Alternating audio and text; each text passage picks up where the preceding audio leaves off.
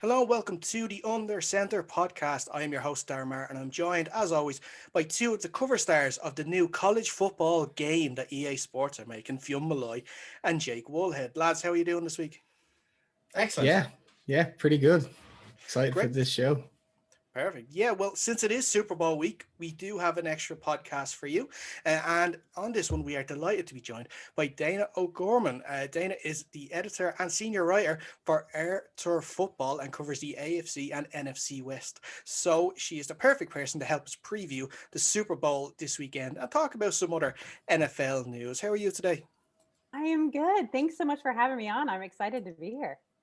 No problem at all. No problem. It's great to have you on. So, just before we actually start talking football, if you are watching this on YouTube, it would really help us out if you could like this video and share it on your social channels. And also if you could subscribe to the Dynamo Podcast Network. The Dynamo Podcast Network is the home of so many great podcasts. So when you are finished here with us, you can check out the other shows that are available, from music shows like King's Court to football, like The Upper Tier. While you're at it, also, why don't you follow us on Facebook at facebook.com/undercenter podcast. We're at Twitter at undercenter pod, Instagram at undercenter pod, and we are actually also now on TikTok at Under Center Pod. But then it's been quite an odd year this year, football wise. Obviously, no training camps, no fans for the most part, but the NFL and the teams have done their utmost to make sure that this season went ahead, barring the odd hiccup, but nothing too major. What have you made of it? I was surprised, to be honest with you. I really, about the beginning of September, even a month into the season, I just kept waiting for them to call it. Like, I just kept thinking, we are not going to make it through the season. Maybe they'll shorten it to a 10-week season. Something is going to give here. And to be honest with you, I was pretty impressed that they managed to pull off a full season. And like you said, there were a couple hiccups, the constant postponement for the Ravens, but we're not going to postpone anything for the Broncos, like all these weird things that were going on. But for the most part, I think they did a pretty good job, or at least the optics of what they were doing, I think, seemed like that they pulled it off pretty well. So I'm impressed with the NFL for putting so much effort into getting a full season. And we'll just see, hopefully that continues for just a few more days, and then we'll be in the clear for a while. Yeah, well, go ahead, Jake. Yeah, no, I thought the season went off brilliantly, because I'm sure we're all part of loads of group chats and just following and social media and stuff. And every chat I was in was saying, the preseason's cancelled. They're only getting 1 month into the season. They're not getting the Super Bowl. It's gonna cancel. But no, I think it was only a few cancelled games, and they were just rescheduled, and it kind of went on with no hiccups or very little hiccups anyway. I actually was very impressed with how they handled it, considering how unprecedented this whole thing is. We're all living in like a new world, so having them, it's nice to have some live sports. I'm only interested in the NFL, really, so to have that to watch every week that was just brilliant. I was so delighted for the whole season to go through. Yeah, one thing that really stood out for me as well was that the NFL took really seriously the punishments that they had. They took a pick off the Raiders, I believe, for failing to comply with the guidelines that they set. So I think that really set a tone for the rest of the league, and it helped them keep control. Dayna, like you said, the optics were very good for us watching. It felt comfortable. We didn't feel like it was being forced too much for the sake of money or anything beyond the sport. So yeah, I think they did a pretty good job. I think the optics were really good, and the players in general did seem to stay pretty healthy. There wasn't a couple of outbreaks in a couple of teams, but I think most teams avoided any massive issues with the virus. Yeah, definitely. Yeah. Oh, sorry. Go ahead. No, go after you. I was just going to say, I agree. And I think that we need to give kudos to the players for that. You can tell that they took it pretty seriously. I think at first there was a little bit of laxity, and we saw that with the Raiders, like you mentioned. They had all those players show up at that event, and it just looked terrible until they realized what really was going on. So kudos to the players and their families. Think about what their families had to, really isolate to keep their player healthy, and I think they deserve a lot of the credit for that. Yeah, definitely. I think like we were saying with the teams and everything that was put in place for, I think we saw, I think when the Hard Knock series was on for pre-season, that the amount of testing that was done by teams every day to make sure that players are safe, the braces, so that they knew who was in close contacts with who, so that if there was a potential issue with anyone, that they could find it straight away to make sure that it didn't get worse. And I think, yeah, that's it. They did everything they can in terms of rescheduling games if they needed to. I know the Ravens think twice they got rescheduled, and I think, like we were saying about the Broncos, where they lost a whole position group for a week too, which was pretty interesting to see that game. I think what was it, against the Saints? Where that was the game that they had no quarterback, wasn't it? No quarterback. It was the wide receiver playing quarterback. It was just, it was a crazy game. And even he was laughing throughout that game because he knew like he had like a week to practice, and then he come up and he was a starting quarterback. So I think it was his first time since high school. Fair play to him. He went through it and he had a smile on his face throughout the whole game. Yeah. And he did better than Jake Luton. Yeah. But Dayna, what have you thought of the expanded playoffs this year? Because this was the first year now that an extra team from each conference got into division, which actually also meant only one side from each division got their regulars, or got the bye, I should say. What did you make of the new setup? I have to say I didn't like it. And I know that a lot of people did like it because, you know, it let in a bigger playing field. And I get that. But to the same extent, I think it watered it down just a little bit.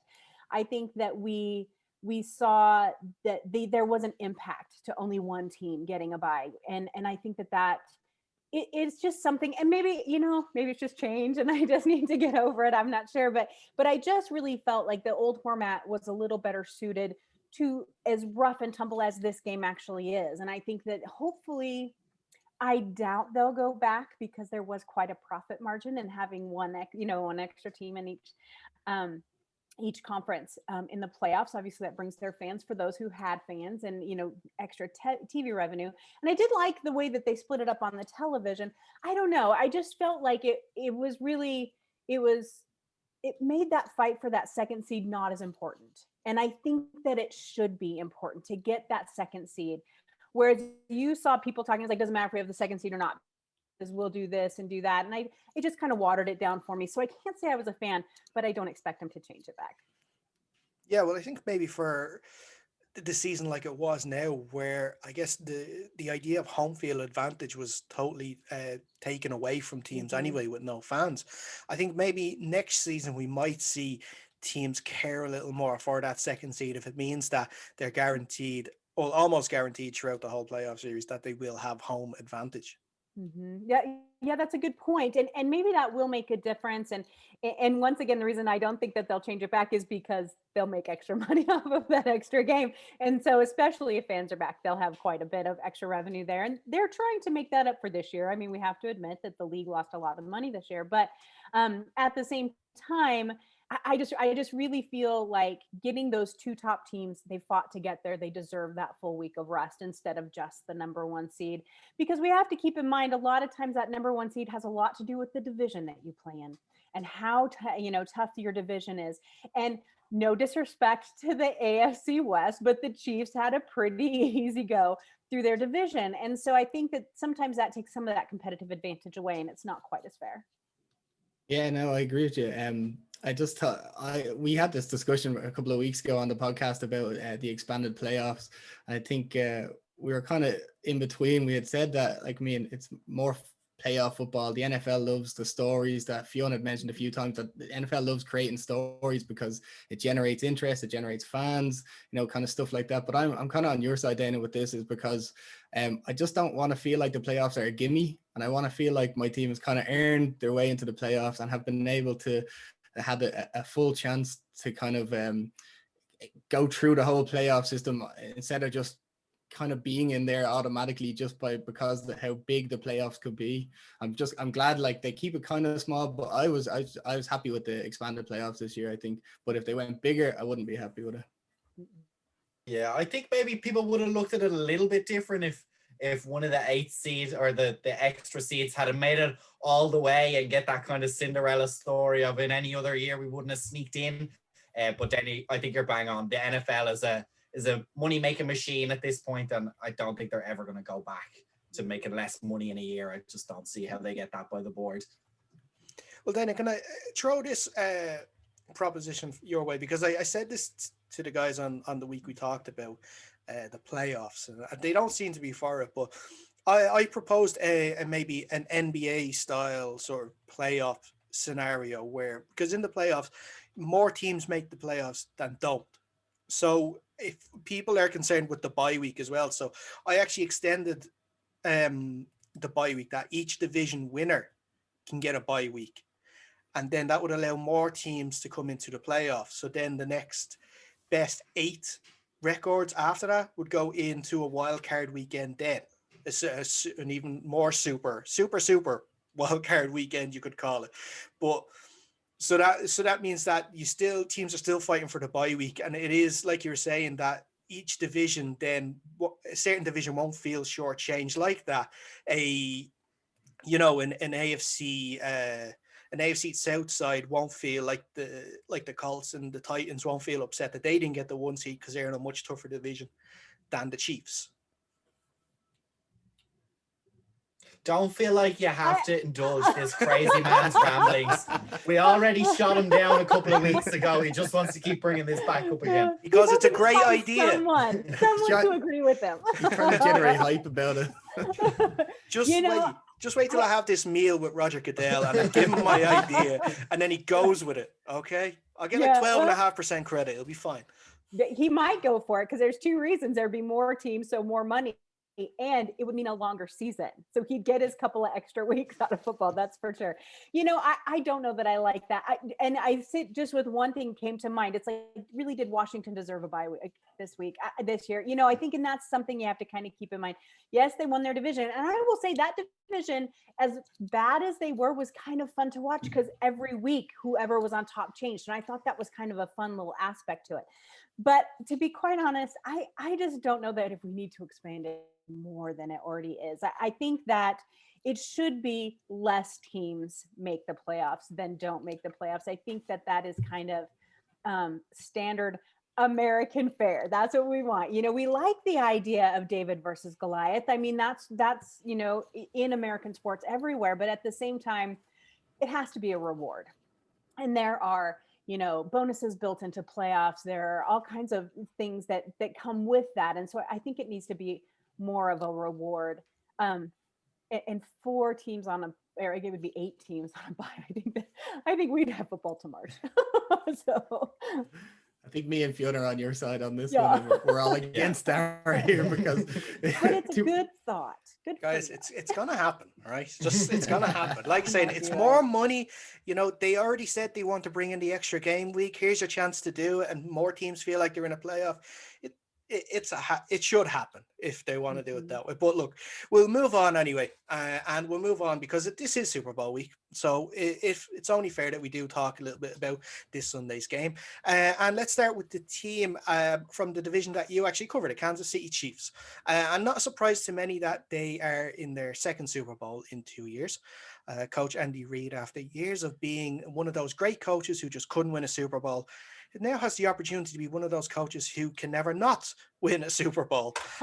So what have you made of the Chiefs season this year? It's interesting. I actually live in Kansas City. And so I am inundated with Chiefs stuff at all times. Even though they are not my personal favorite team, it's been a lot of fun for a couple of reasons. Number one, everyone pretty much in the AFC has really rallied around this team. I think that Andy Reid is such a well-respected coach, and people really love that he got this second, chance, this rebirth here in Kansas City, and the Eagles' history is not just sitting on his shoulders. So I think that is wonderful. And then, of course, there is Patrick Mahomes, who truly has become the face of this league. And he's real hard to dislike. I mean, he's just a great kid, and he's so talented. But I think about when you look at this season, we have to remember that the Patriots dynasty was an outlier to football. This is not the way it works in football. They were in their own kind of bubble. But unfortunately, for every other team left in the league, that has now become the standard. And so that, which is completely illogical and irrational if you look at it, but that's okay. But I think what people see in this Kansas City Chiefs team is that possibility. They see the possibility of repeats. They see the possibility, especially after Patrick Mahomes' contract extension. They see him being there for a long time. So you have this kind of warmth that there's going to be a new dynasty. There's going to be this new Patriots team. I don't know that that is going to happen. And there's a million reasons why that it's longer than an hour-long podcast. But at the same time, I think you just see kind of that youth and that vibrance and that excitement from this team, plus the sheer talent of it. So last year when they went to the Super Bowl, it was the offense who had to overcome the defensive issues. But throughout the season, the defense got better and better. And so they almost had a little bit of an underdog feel to them, even though Patrick Mahomes was Patrick Mahomes. This year, they weren't the underdogs. They were the dominant. And then, so I think that people are excited to see the continuation. You don't see a team, let's say like the Los Angeles Rams, who went to the Super Bowl, did a horrible job in the Super Bowl, but they went and then just completely missed the playoffs the next year. You saw the consistency. You saw the consistency from the players and the coaches and the team strategy. And I think that that's just really encouraging to all fan bases that maybe it's possible even for their team. Dayna, I have a question for you, and you touched on it a little bit about speaking about this possible dynasty and the Patriots parallels that are being drawn. One of the things that stood out to me is everyone talks a lot about the man on the other side of this final, Tom Brady, how he's made 10 Super Bowls. It's him and LeBron James have made the most championships out of any professional sport in America. There's been talk about that record standing for a long time. I want to know, do you think Patrick Mahomes is maybe the only guy with a shot at actually breaking that record in terms of he's already reached 2 Super Bowls out of 3. He's extremely young. He's got that really long contract. And if he can keep Andy Reid around, keep a quality squad of players around him, do you think that's a possibility, or even something that the NFL would hope would happen, or would they rather not? That's a really good question. So let me touch on the first part of it first. So I think it is a possibility. It's an unlikely possibility. And the only reason why I say that is every year we have a surge of new, fantastic, great players who can take over that mantle at any time. Plus, the Chiefs do not run their system the same way the Patriots did. And I'm not saying the Patriots way was the only way, because God knows that is not true. But what we did see there was Belichick keeping his quarterback well underpaid. Now, that is one thing. I don't like to give Tom Brady too many compliments, but I will give him this. He was horribly underpaid his entire career. He kept him, and they kept him underpaid, and they would have 1 or 2 other stars. But that roster got churned over left and right all the time. And that is not what we're seeing in Kansas City. And if that starts to happen in the next year or two, you're going to see a little revolt from the Kansas City fans, because they think this team is going to stay together their entire careers, which we all know is not going to happen. But if you start to see that churning, it becomes a little bit better of a possibility. That just has to do with cap management, talent management, all these things, draft management, all of it. And so I do think Patrick Mahomes himself has the talent to do this. I truly do. The only thing that concerns me a little bit is he's already had a few injuries. Now, this year didn't knock him out of any games it did before. And so we just have to kind of manage that a little bit. And that might come with age, because you'll notice as dynamic quarterbacks get older, Russell Wilson, even Aaron Rodgers, a few others, where they would do things that maybe put them in harm's way, they slow that way back as they get older. So hopefully Patrick will do that. But I can see that coming through as long as that is managed. But I think in today's NFL, once again, like I said, that Patriots dynasty was an outlier. And so I don't know that you'll get it.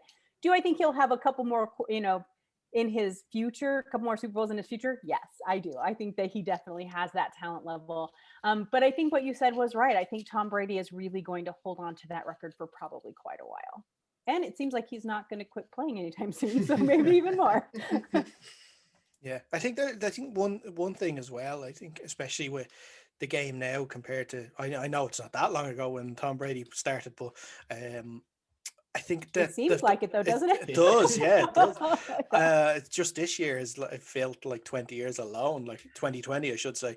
But the money in the game now, because we all know about Mahomes' contract, 500 million.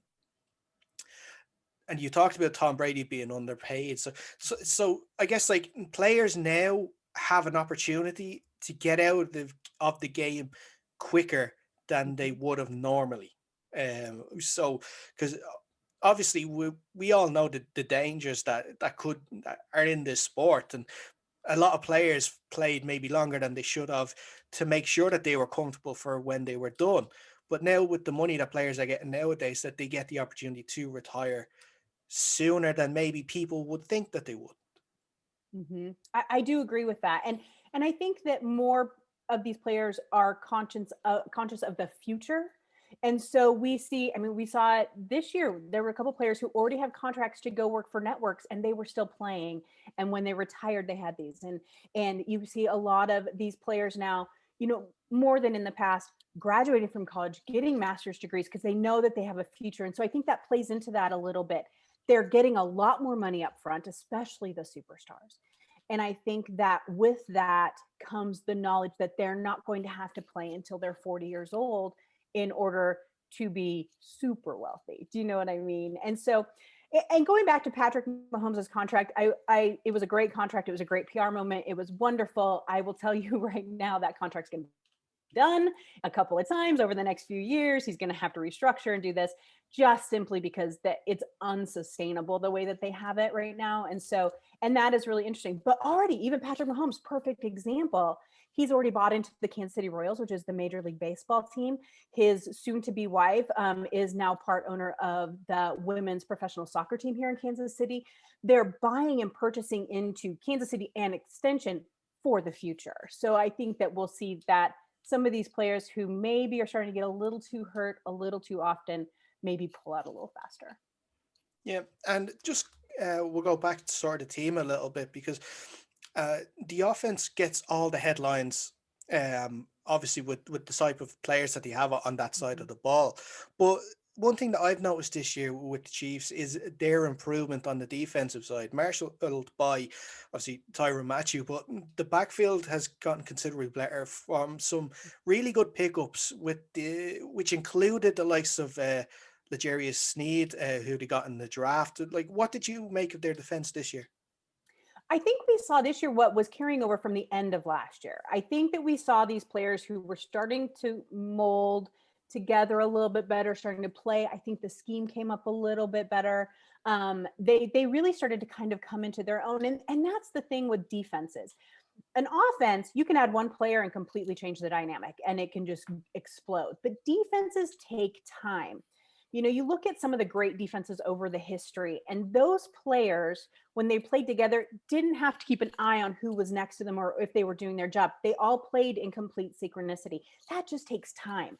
And so I think that's what we saw out of Kansas City this year. It's still not their strength. I will say that. Obviously, we saw that up into the playoffs, the Chiefs hadn't won a game by more than 8 points since the beginning of November. And so they were still struggling stopping other teams, and they were allowing teams to stay in the games much longer than they really should have. But at the same time, once we've gotten into the playoffs, you've seen a little more consistency, especially in that Bills game. I was very impressed with that. And so I think that this year we're just seeing them really kind of come together as a group. And I hope that they, with the cap next year and all those question marks, I hope they can keep most of that group together. Yeah, I think with the Chiefs defense, it's they have a bit of a leeway because they have Patrick Mahomes on the other side of the ball. So no matter if they let points go by them, they're just going to score more points in offense. So they had a bit more leeway. So that means they could probably have more time to gel where people aren't getting moved around so much, because now they know they're just going to score points and probably win the game anyway, which they do most of the time. So their defense has just gotten time to play together, and it really showed throughout the season, as you said, Dayna. Like, I noticed when I was watching throughout the season that a lot of the time the Chiefs D seem to kind of slow down or tire, and now it just seems like they continue on to the fourth quarter of the game and just being able to hold their own now, as opposed to giving up as much. Yeah, I completely agree. And that's what I meant by that Bills game. You could just see it in that Bills game. Now, I will say in that Bills game, I love the Buffalo Bills, but they had kind of deer in the headlights. I think that this game was really big, and they let it get really big in their head between their fans and everything. And that is an amazingly talented team that is going to be a thorn in the side for the Chiefs for a while. And so I don't want to take anything really away from their season. And so I do think that they were a little bit had an issue there, but you just saw that consistency play after play out of the Chiefs defense, especially in that Bills game. Perfect.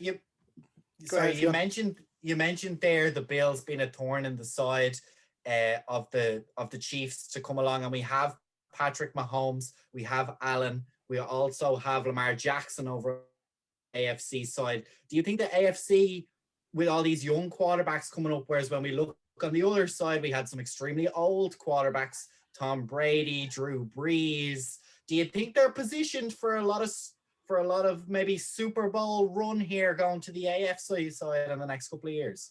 It's definitely possible. What I find interesting is everyone was talking, just like what you said, oh, the AFC is so young and the NFC is so old. Well, that's cyclical. That happens because of how long, quarterbacks are with teams. And the NFC was so dominant and so consistent for so long because they had those same quarterbacks for so long. And so I think that we're seeing a cycle here. So over the next handful of years, I think that you will see the AFC have a little more dominance or a little more strength in that area. But we have to remember what is now happening on the NFC side. Although he hasn't announced it, we all expect Drew Brees to retire, and you see Phillip Rivers retiring. Although, he was in the AFC, I guess, but you see all those elder statesmen kind of starting to go. Brady will eventually. Ben Roethlisberger, I think, has said he's going to play for free next year so he can keep playing, but eventually Ben Roethlisberger will leave too. And so I think that then you'll start to see a young, group of quarterbacks coming in there too. But at the same time, sometimes it takes a few, young quarterbacks to really find your good franchise, fit there. So it could be a few years before the NFC does catch up, but eventually it'll be cyclical, and we'll be talking about, Patrick Mahomes, like we talk about Russell Wilson right now. He's in the middle of, he's middle-aged, for a football player. That happens to the NFC eventually too. Right.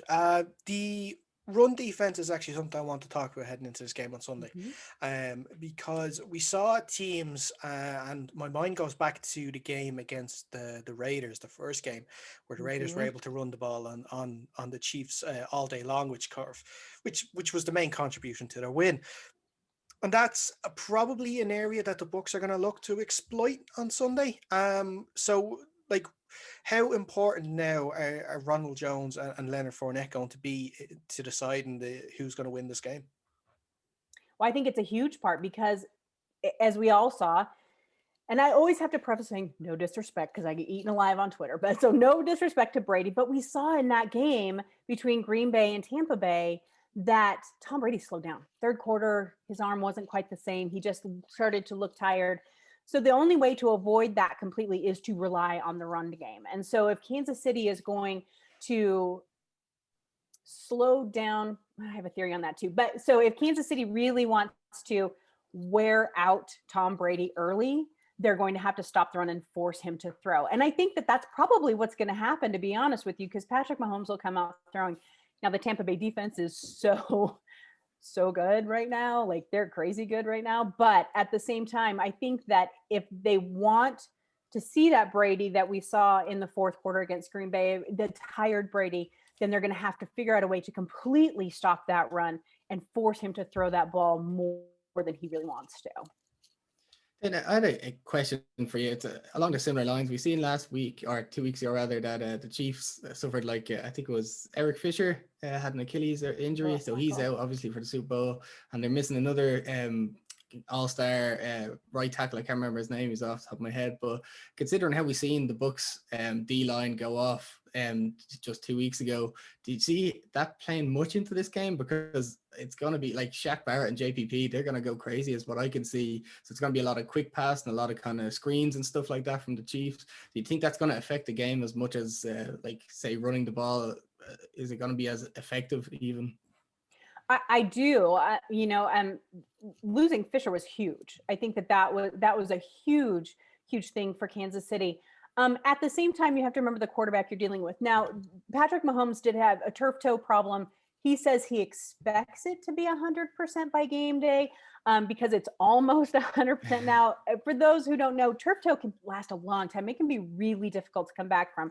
But at the same time, he looked okay against the Bills. So, and that his toe was nowhere near 100%. So I think that that's going to be a huge kind of counteraction to losing Fisher, and that is his mobility.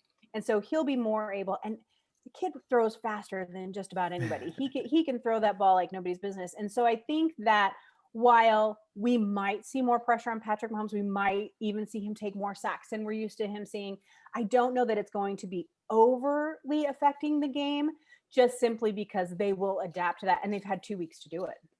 And I think Mecole Hardman and Tyreek Hill are going to play a big part in that. If there's two guys you don't want getting the ball on a screen, it's them. That speed is going to give, I think, Tampa Bay a little pause maybe as to go all out and try and get the ball out of his hands early. I think they're going to more focus on keeping him in the pocket and try and make him make some mental mistakes and see how prepared he is and how well he can deal with him. Like you mentioned, Dayna, an excellent defense that's also very fast. So I think maybe Tampa are going to try and back their guys on the back end and see what they can get out of them, and then maybe adapt from there. And I will say that when you watch Tampa Bay blitz, and you know, that it's, unless you watch film, a lot of people don't really pay attention to what personnel, you know, groupings are in. But Tampa Bay, when they would blitz, a lot of times you would use their safety and corners. And so you cannot allow that to happen with Kansas City. You have to have 1 to 2 people on Tyreek Hill. You have to account for Travis Kelce.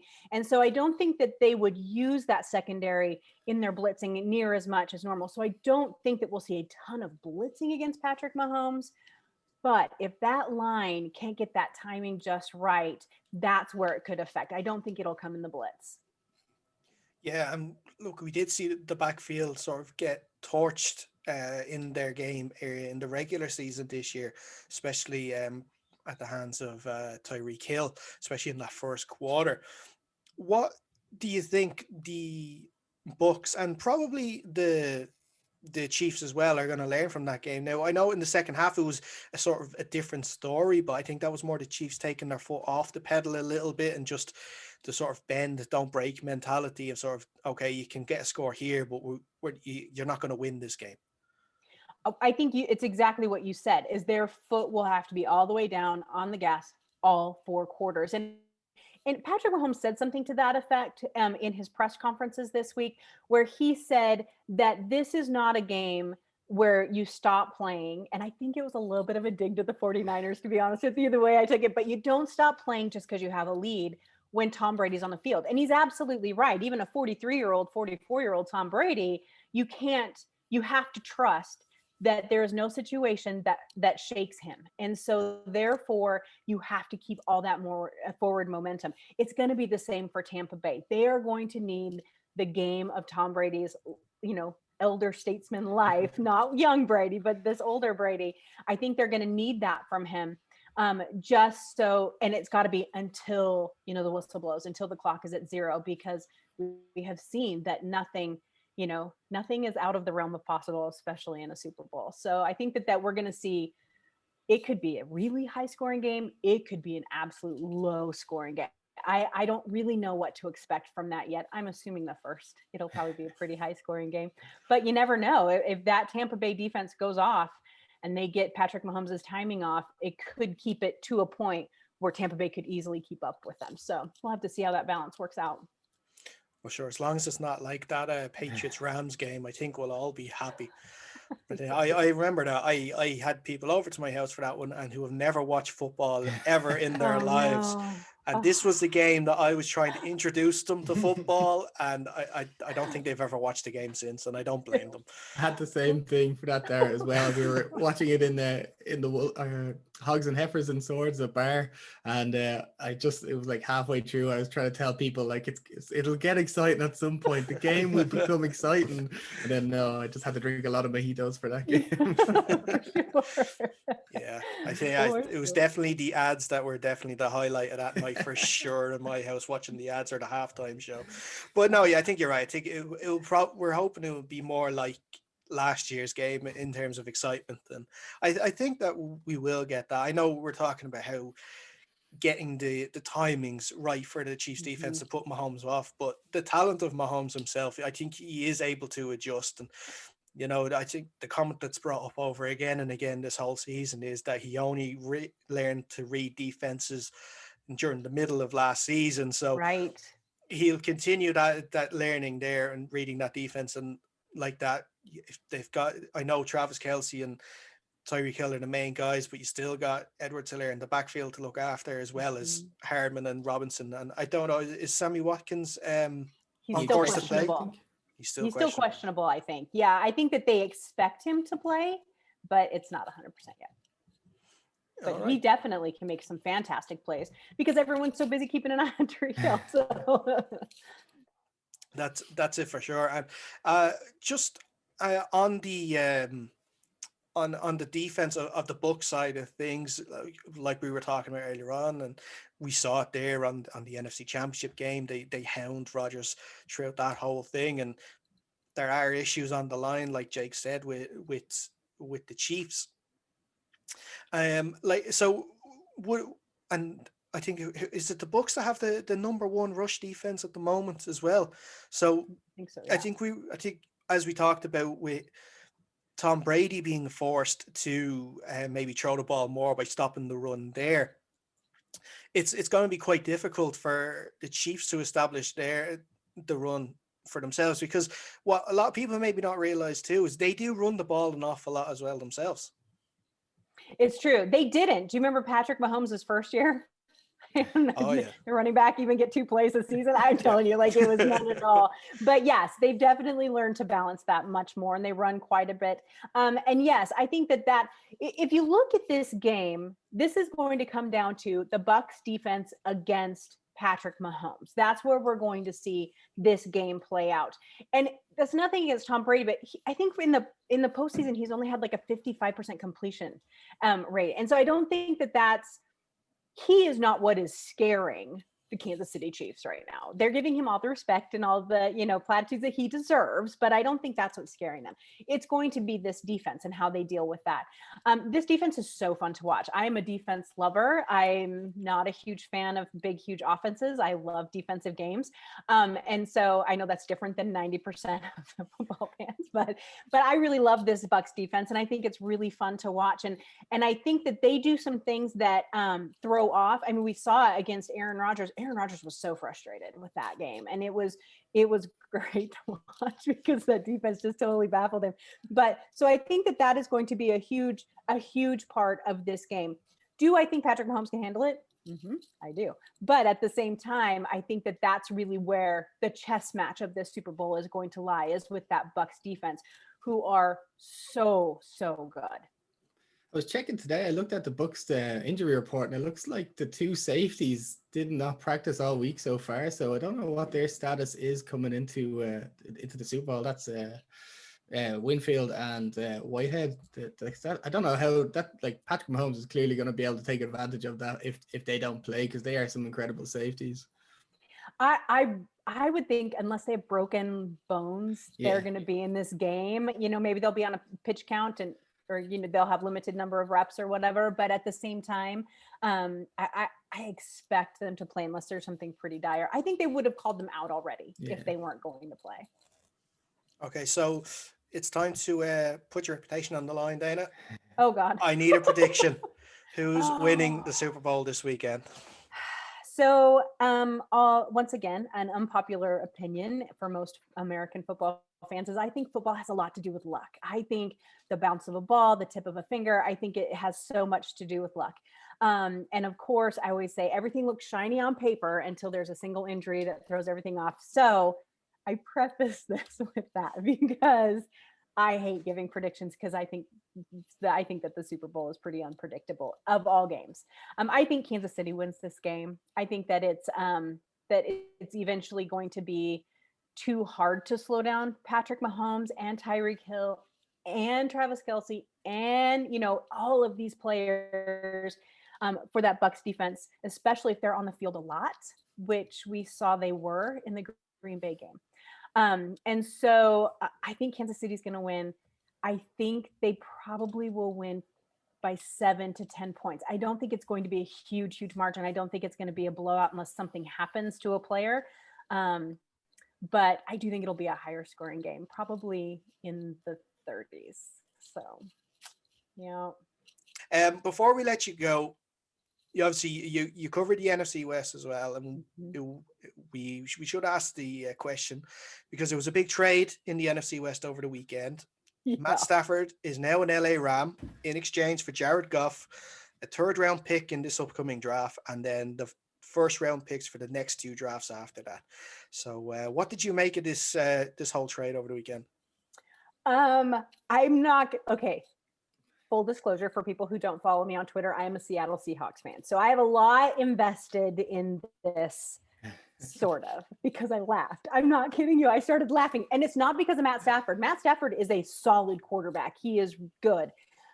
I don't think that he's an elite quarterback, but I do think that he's probably more consistent than Jared Goff has been. Okay. At the same time, the whole storyline of, oh no, Detroit really wanted Jared Goff. No, I just didn't buy that in any way, shape, or form. Nothing against Jared Goff for Jared Goff fans out there. But I thought it was a lot until you really kind of break it down and look at it a little bit. One of those 1st round picks was I'm sorry, you have to deal with this contract of Jared Goff. That was one of their consolation prizes for that. The other one, yeah, I think Matt Stafford is probably worth a 1st round pick. I don't know why they were so bent on getting Stafford, but we don't know what people want or what the Houston Texans are asking for Deshaun Watson yet. And I think that is probably something that's out of their wheelhouse, or they just didn't want to get into that mess. But what we've seen out of the Rams regularly is they don't like 1st round picks. They don't like to keep them. They don't like to have them. And now they don't have one till like 23. And so they haven't had one since 16. And so have they done pretty well without them? Yeah. They went to a Super Bowl and they've made the playoffs. So they've done pretty well without them. But I do think it's an interesting rebuilding, decision-making effort.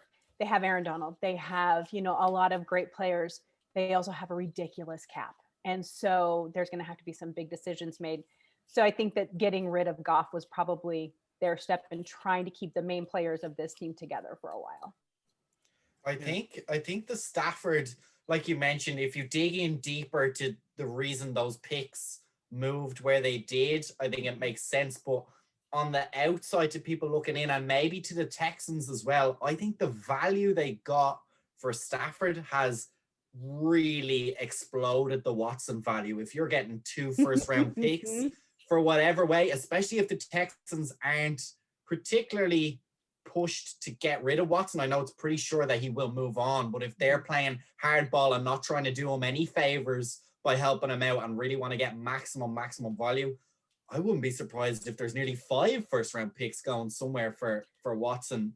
It's just really rocketed his market value, I would argue. Right. And if I was Deshaun Watson, I'd be really mad right now, because it just makes finding that trade partner even harder, and bringing that in and finding a team. And he has final say. He has a no trade clause. And so if he has final say on what team he's going to go to, and he's put a couple out there, he's put Miami out there, but they have Tua. And so I don't know if they're willing to give up all their draft capital for him.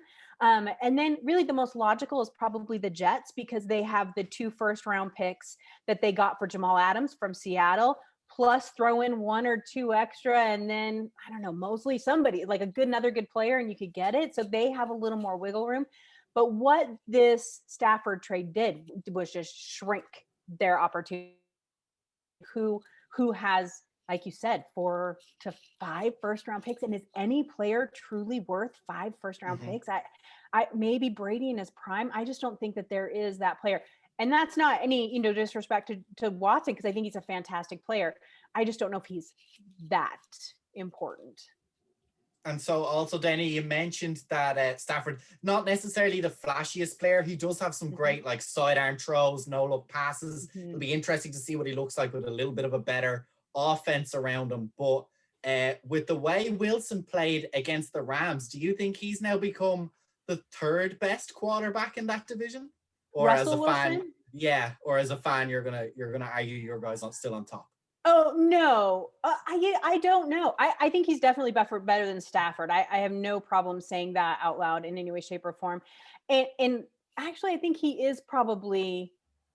I mean, if you got to look at it, you got Kyler Murray, who is inconsistent. God love him; he's a great kid, and I think he's going to be good. If you got some really good coaching under him, he's going to be good to watch at the very least. Yeah, he's going to be fun. I mean, he's super fun. And then Garoppolo, whatever. But so I think, and I don't even know that Garoppolo will be in the division beginning of next year. So I would think that Russell Wilson, if you look at them between their stats, you take away the second half of this year, which obviously was very disappointing for Seahawks fans. And if you just look at consistency, numbers, wins, that sort of thing, I think you have to give a nod to Russell Wilson. I don't think Stafford bumps him in any way. But we're going to have to wait and see what happens to Matt Stafford. But we have to remember Matt Stafford had Megatron on his team, and so it's not like he didn't have some opportunities there. But at the same time, coaching has so much to do with that. So that's going to be kind of the fun spin to watch the whole entire division next year. So you're not too nervous anyway about watching the season next year. I really was.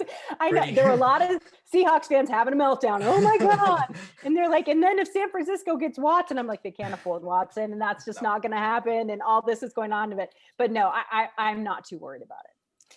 Yeah. But the thing that I looked at when I saw the Stafford trade, and I know the line, the offensive line is obviously better than it is in Detroit, but is a Cooper Kupp and a Robert Woods really that much better than a Marvin Jones and Kenny Golladay? That's the question, right? And do we see Cooper Kupp going all the way down the field? Because Matt Stafford's strength is his long ball, right? Like the guy's got an arm for days. And so do we see that coming out of this offense? I don't know. I think that it's probably very exciting for Matt Stafford because he has this opportunity to have a really good defense that maybe he's not constantly playing from behind all the time. And I think that that's probably pretty exciting. I mean, I'd be thrilled to have Aaron Donald on my team, why not?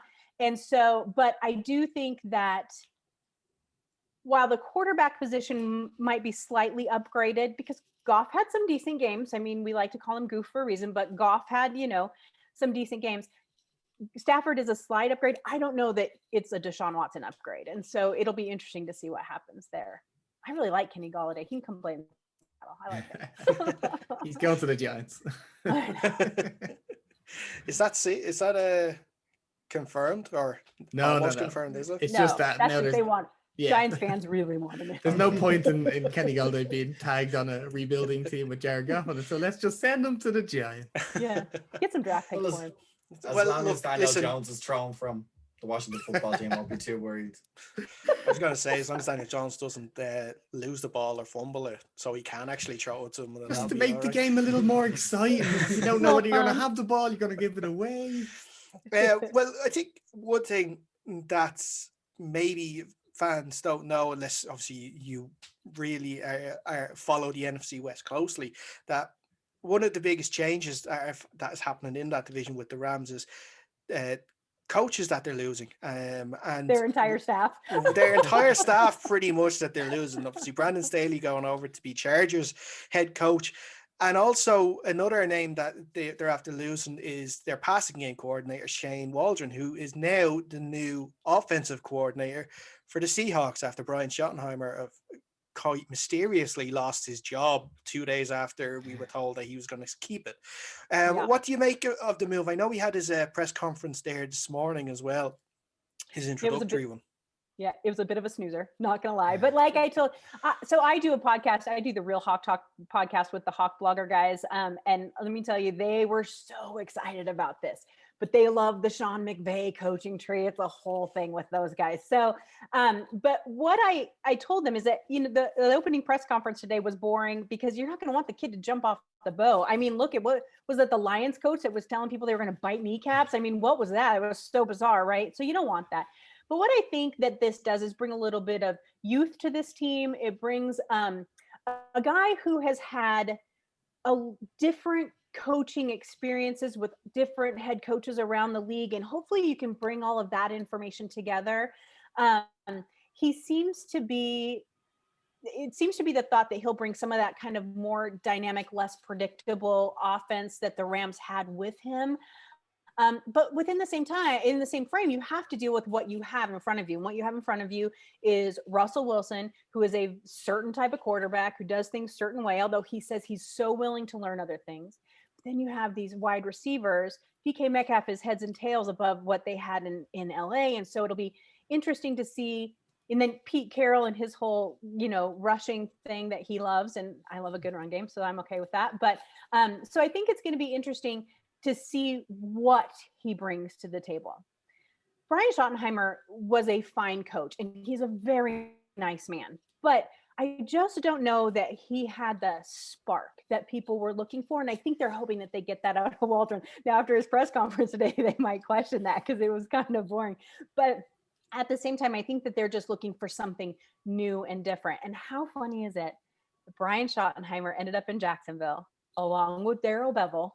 Urban Meyer seems to really like Pete Carroll's coaching tree, so he just keeps bringing these people in. So it'll be interesting because Jacksonville comes to Seattle to play this next year. So that'll be fun.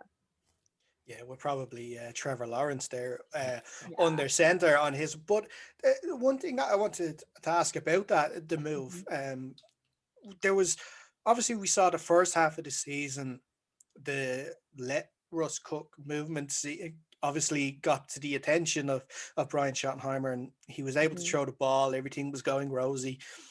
And then in the second half of the year, obviously teams for one way or one reason or another figured Seattle out.